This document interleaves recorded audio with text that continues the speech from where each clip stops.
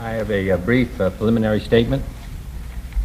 I would like to say a few words about our economic outlook and program. I think most financial experts have realized for some time that an overpriced market could not hold up once investors recognized that inflation was ending. Price-earning ratios, which averaged on Dow Jones 23 to 1, could not be justified unless there was heavy inflation in prospect. And we have been working to prevent inflation, which gives a very misleading and spurious picture of economic health. We must not permit the effects of this adjustment, however, to hamper the growth rate of our economy, with which we have, as you know, not been fully satisfied. While our recovery from last year's recession has been a good one, production, profits, and employment are at all-time highs, and the prospects for continued economic expansion remain favorable in view of corporate and consumer cash on hand.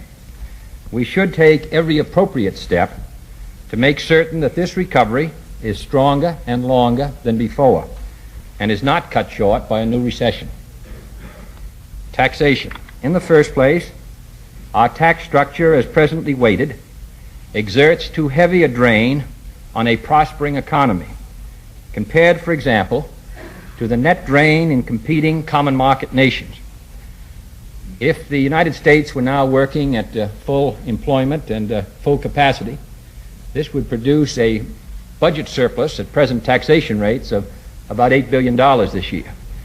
It indicates what a heavy tax structure we have, and it also indicates the effects that this heavy tax structure has on an economy moving out of a recession period. We saw that after the '58 recession. We've seen it after the '60 recession in the last months. We have proposed, therefore, the following. 1. A $1.3 billion tax credit of 8% on new investment in machinery and equipment, which will increase the typical rate of potential profits on modern plant expansion in this country to the same extent, for example, as a 20-point reduction in corporate income taxes from 52 to 32% on the profits to be realized from a new 10-year asset. The tax bill containing this stimulus and offsetting revenue measures has been before the Congress for well over a year, and I am hopeful particularly that it can be passed very shortly, because one of the areas of concern in the economy has been the slowness of planned investment, and I think that if we can settle this matter of the tax credit quickly, I think it can have a most stimulating effect on new planned investment this year. 2. Administrative revision of the Internal Revenue Guidelines on the economic life of depreciable assets to make them more realistic and flexible in terms of actual replacement practices. These revisions, to be issued within the next month, will also make over $1 billion in added cash reserves available for additional business investment. And thus, these two actions combined, which we hope will be taken in the next 30 days, constitute, in effect, a tax cut for American business of over $2.5 billion. 3. A comprehensive tax reform bill which in no way overlaps the pending tax credit and loophole closing bill offered a year ago will be offered for action by the next Congress, making effective as of January 1st of next year an across-the-board reduction in personal and corporate income tax rates which will not be wholly offset by other reforms. In other words, a net tax reduction. 4. I have asked the Congress to provide standby tax reduction authority to make certain, as recommended by the eminent Commission on Money and Credit, that this tool could be used instantly and effectively should a new recession threaten to engulf us. The House Ways and Means Committee has been busy with other important measures, but there is surely more cause now than ever before for making such authority available. 5. I have asked the Congress to repeal the 10% transportation tax on train and bus travel, resulting in a tax saving of $90 million a year, and to reduce it to 5% on airlines. Action on this tax package will provide our economy with all the stimulus and safeguards now deemed necessary, and I hope such action will be forthcoming. 2, mention should also be made of other measures already pending before the Congress, which would be of immediate help to our economic expansion and our unemployed workers. A bill to help youth employment, and 1 out of every 4 of our boys and girls out of school under 20 are unemployed. A bill to help youth employment has been pending before the Rules Committee since March 29th. I hope action can be taken on it. A bill to authorize federal, state, and local public works this year in areas of heavy unemployment and to provide standby authority for the future has already passed the Senate. Inasmuch as last year's temporary unemployment compensation program has benefited no additional unemployed since April 1st, a pending bill to extend that program for 1 year should be passed by the Congress before they go home. Every week, thousands of people find their unemployment compensation exhausting, must go in public assistance, and this should be a matter of great concern to all of us. And improvements in our welfare program to help those at the bottom of the economic ladder passed the House on March 15th. Other pending bills, the trade bill, the pay reform bill, and others will all have a beneficial effect on our economy once they're enacted by the Congress. There is no need for this country to stand helplessly by and watch a recovery run out of gas. We have a program to boost it, and I hope that all those who are concerned about their stocks or their profits or their jobs will help us get action on this program. I have full confidence in the basic strength and economic potential of this country and the free world. We in the United States, business, labor, the government, all of us working together rather than at cross purposes, must rise to our responsibilities to maintain the forward thrust of our economy. The economic productivity and potential of the United States is the heart of our strength. Unemployment last month declined. Consumer income has been rising rapidly. New homes are being built at a remarkable rate, and this administration intends to do its full share of the task required to realize our full economic potential. Mr. President, I take from your statement that you have no intention of recommending a tax cut to take effect before next year.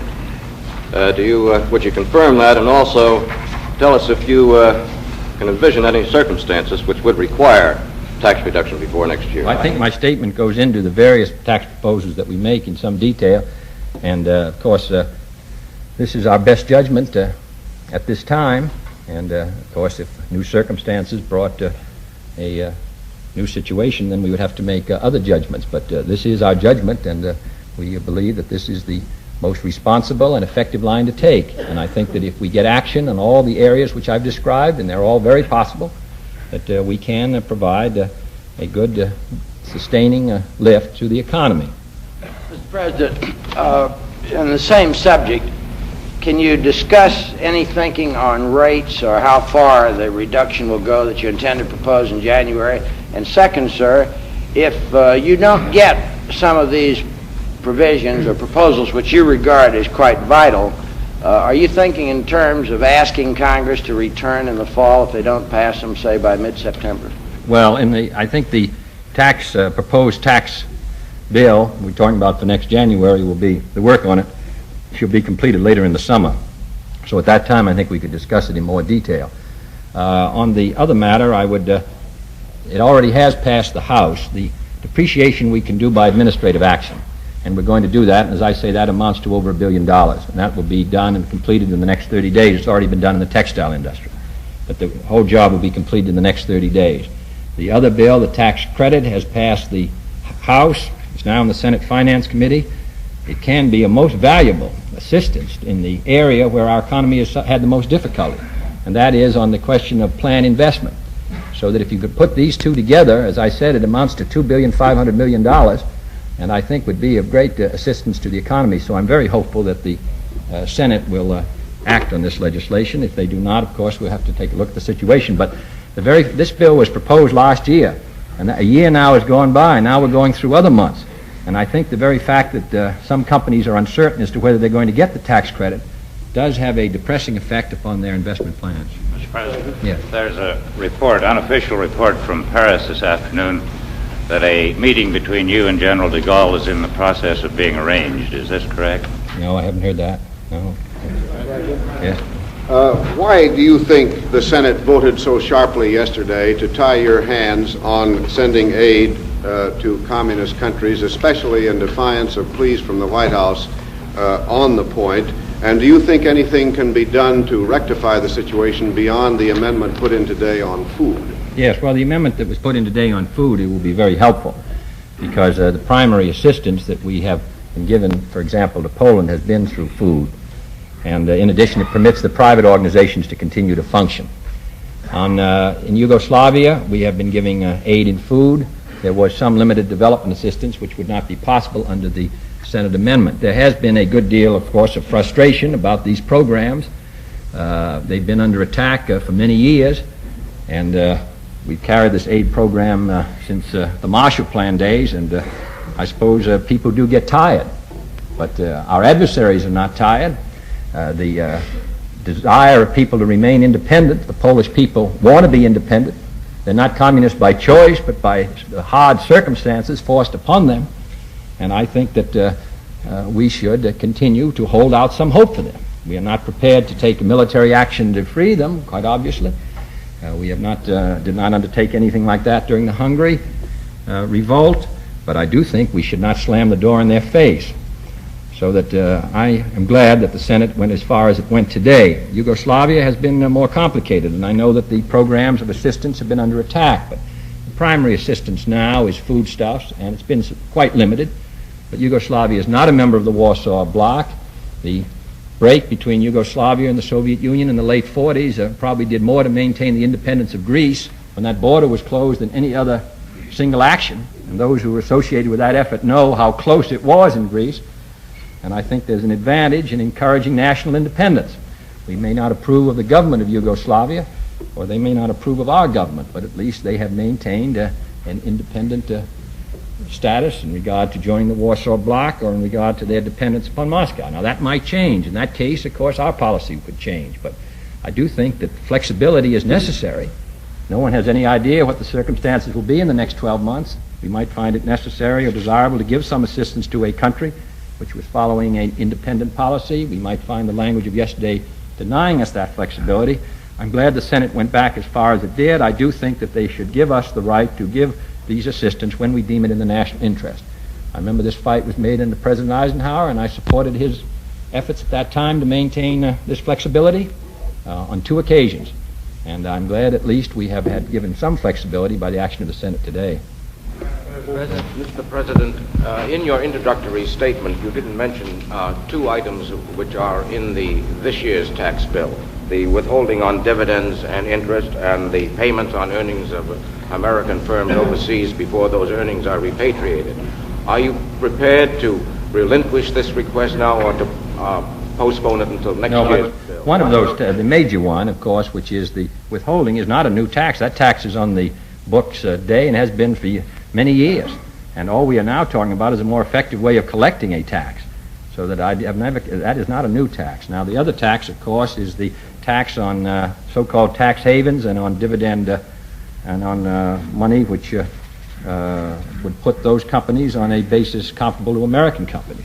This has been tied to making it less attractive to American capital to leave this country. That's the purpose of that amendment. I'm hopeful that it will pass in as close a form as is possible to what it was when we introduced it, because the gold flow concerns us all. But those taxes, in my opinion, represent responsible actions. But what I was talking about is the stimulus that will be given by the total tax package, putting all this together to the American business, plus the depreciation, of course, which represents, as I say, a clear gain for business.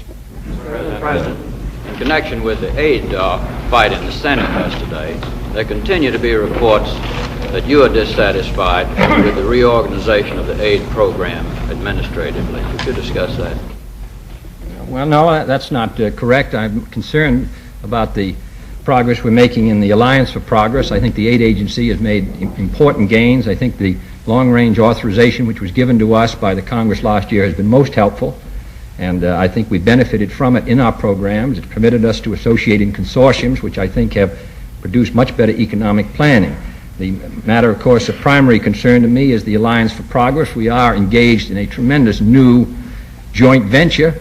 All these countries are faced with very difficult economic problems, balance of payments problems, great dependence upon one or two commodities, raw materials which suffer in price fluctuations, and all have internal difficulties, as we've seen in the case of 2 or 3 countries in the last month, so that we are not dealing with a situation even as stable as it was in Europe at the end of the World War II when we began the Marshall Plan.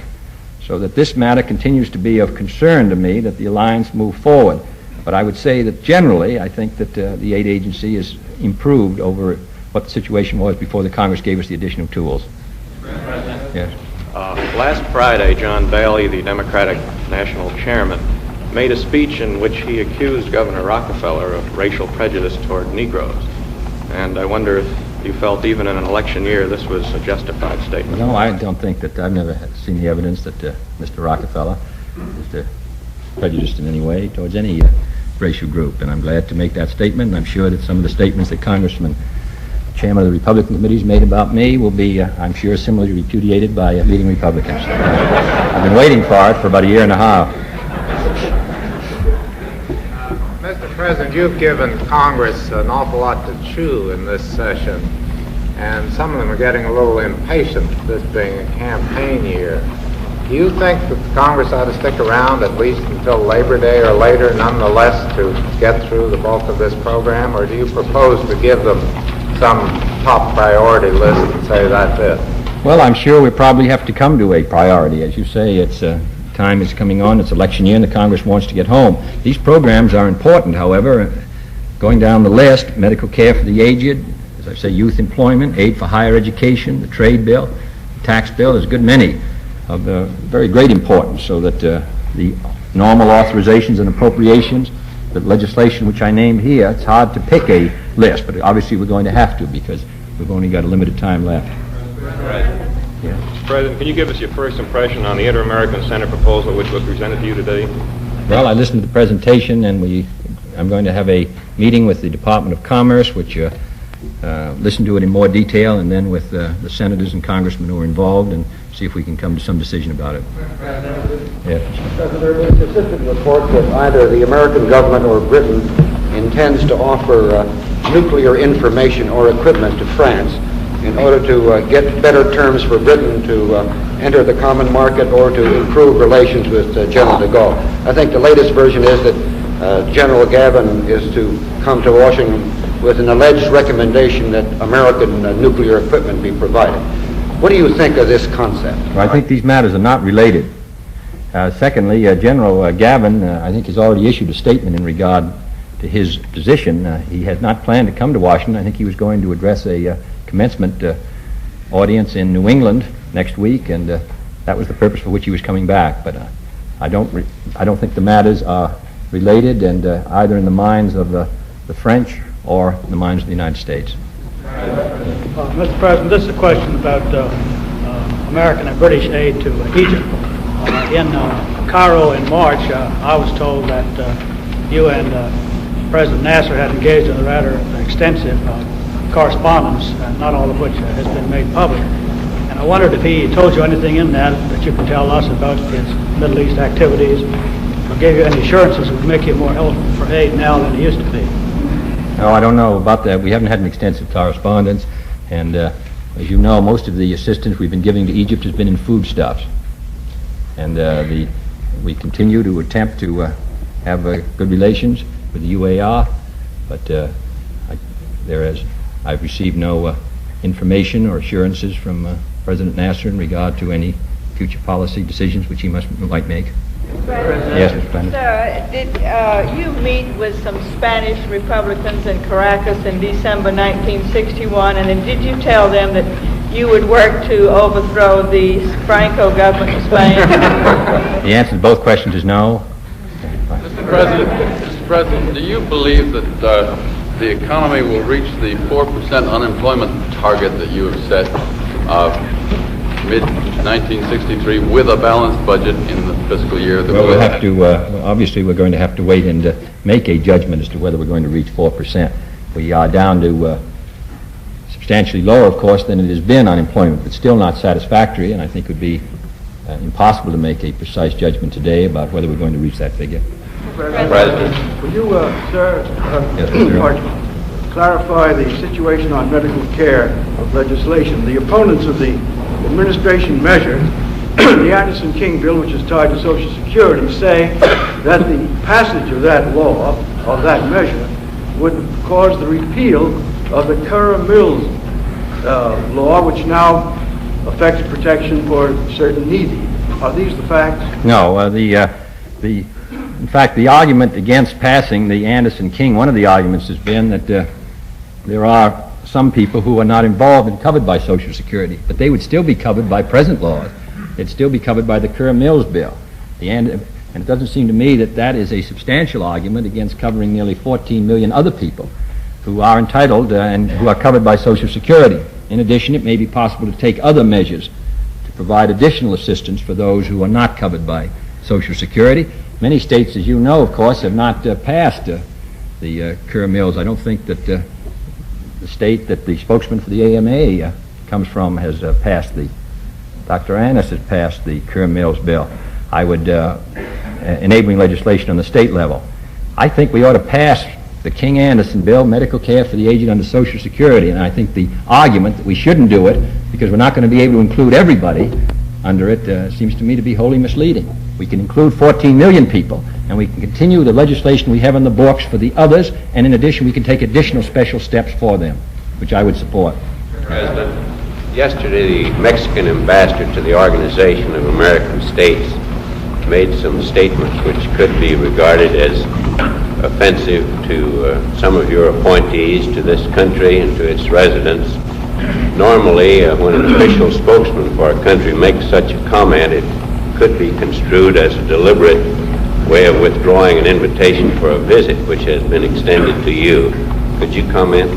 No, I've seen, as far as I know, and I'm sure I know, the invitation by the Mexican government stands, and I'm sure that this is a matter which the Mexican government themselves can deal with more effectively than I could. The OAS is an international body, and statements are made in debate, and I think this is really a matter between the representative and his own government rather than between this government and the ambassador. Yes. Republicans in Congress put out a statement of policy today which, among other things, says this, that a stable dollar is not likely to result if control of the Federal Reserve System rests in the White House. This is taken to be an attack on your proposal that the President have authority to appoint his own Federal Reserve Chairman. How important is this to you? Well, the point of the matter is that what we have proposed is, with the strong support of the Chairman of the Federal Reserve, that the term of the Chairman be the same as with the President, which was the original intention of the legislation when it was first passed, but it has no effect upon me, if that is what they are thinking of, which I presume they are, because the matter of the Chairman's position comes up in 1963, so that I have if I were anxious to get control of the Federal Reserve, the matter comes up in 1963. What we're talking about is for other presidents in other days, and it's a reform which the Chairman of the Federal Reserve, Commissioner on Money and Credit, and many others have thought would be very helpful in the liaison between the President and the Federal Reserve. We, after all, are very closely associated in our responsibilities, though the Federal Reserve is independent and reports to the Congress, so that it has no application to me, and it's like a good many other things which are said. They are not wholly based on fact, but they sound rather good when their speeches are made. Do your economic counselors still believe that the gross national product will reach $570 billion this year? And do they also believe that you can balance the federal budget in the fiscal year? They are, I would think they are not as convinced as they were that we'll be up to $570 billion, but we will be, I think, have a good chance if we carry out the steps I've recommended of being close to $570 billion. And as I say, we had the best month almost in our history in autos. Houses are up, personal savings are up. Actually, consumer goods are moving very fast. The one area which is causing concern in the economy has been planned investment, which has not been as high as they originally hoped it would be in January.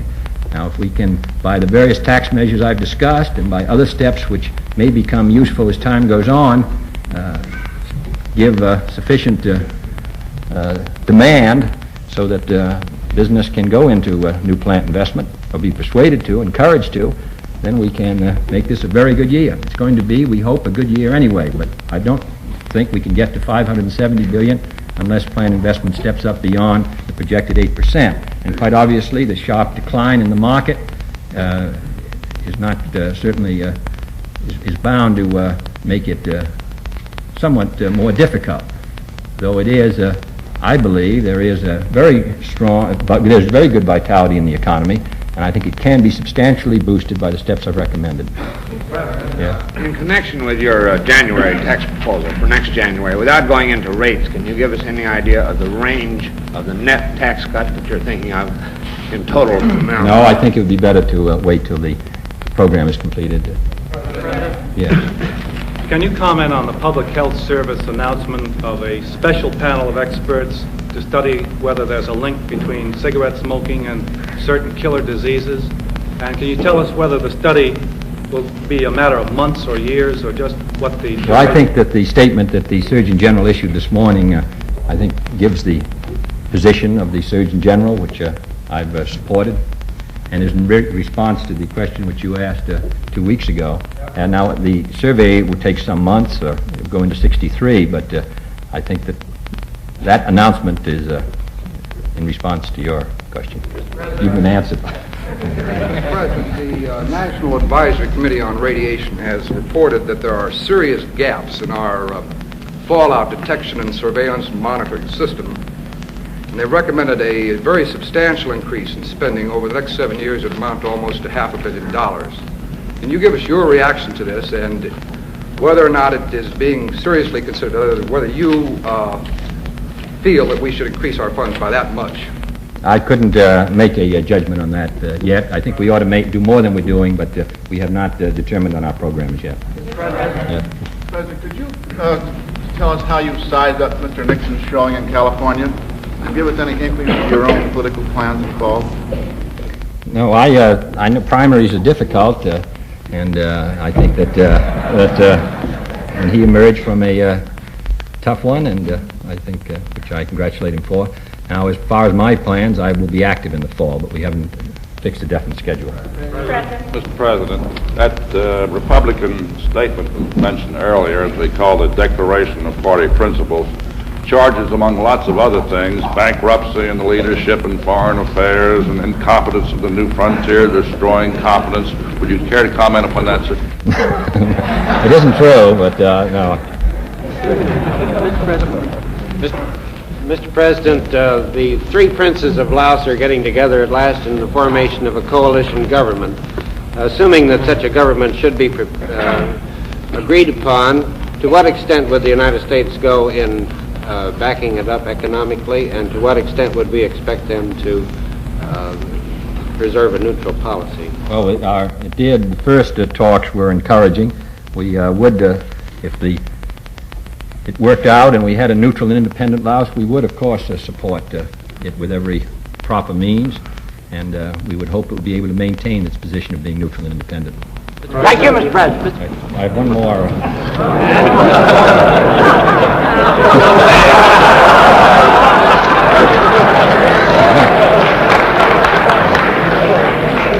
Thank you, Mr. President. There seems to be a serious disagreement between you and Mayor Wagner of New York about the re-election of Congressman Buckley. Do you feel this is a serious split, and are you doing anything to heal the split, either between you and the mayor or the split in the New York party? Mr. Smith was right, as usual. No, we have a different opinion about it, and we've made our views known, and I'm continue to hold mine. I'm sure he does his. I'm for Congressman Buckley, and he's for someone else, and that's the way it's going to be, I guess.